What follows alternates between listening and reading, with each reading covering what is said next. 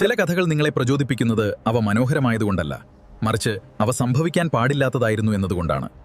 അത്തരത്തിലൊന്നാണ് ഈ കഥ.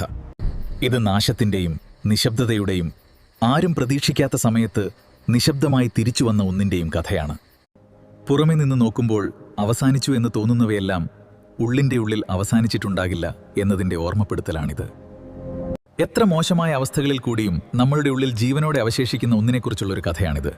ഇത് നിങ്ങൾക്ക് ഒരുപാട് ശക്തി നൽകുമെന്ന് ഞാൻ പ്രതീക്ഷിക്കുന്നു. 1945 ഓഗസ്റ്റ് 6 ഹിരോഷിമ എന്നേക്കുമായി മാറിമറിഞ്ഞു.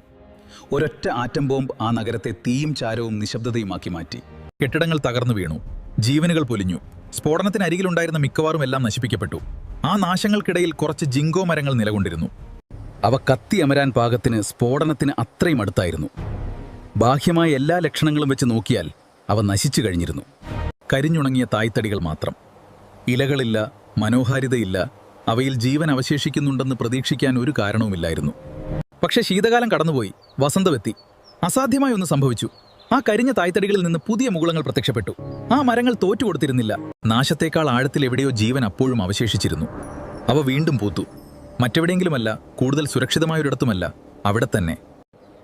ഇന്നും ഹിരോഷിമയിൽ നിശബ്ദ സാക്ഷികളായി, ജീവിക്കുന്ന തെളിവുകളായി അവ നിലകൊള്ളുന്നു. ചില കാര്യങ്ങൾ ചുട്ടരയ്ക്കപ്പെട്ടാലും മായ്ച്ചു കളയാനാവില്ല. അതാണ് വേരുകളുടെ കരുത്ത്. ഉപരിതലം തകർക്കപ്പെട്ടാലും വേരുകൾ ജീവനെ മുറുകെ പിടിക്കുമെന്ന് ഞാൻ വിശ്വസിക്കുന്നു.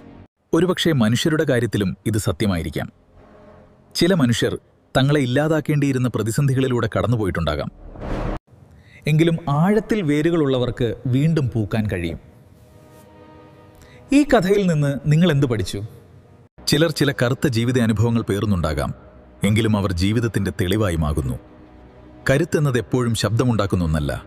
ചിലപ്പോൾ അത് വെറുതെ ജീവനോടെ ഇരിക്കുക എന്നത് മാത്രമാണ്. ഒന്നും സംഭവിച്ചിട്ടില്ലെന്ന് നരിക്കലല്ല ആശ്വാസം, മറിച്ച് എല്ലാം സംഭവിച്ചതിന് ശേഷവും വീണ്ടും പൂത്തുലയുന്നതാണ്. ചില തകർച്ചകൾ നിങ്ങളെ മാറ്റിയേക്കാം, പക്ഷേ അവ നിങ്ങളെ അവസാനിപ്പിക്കണമെന്നില്ല.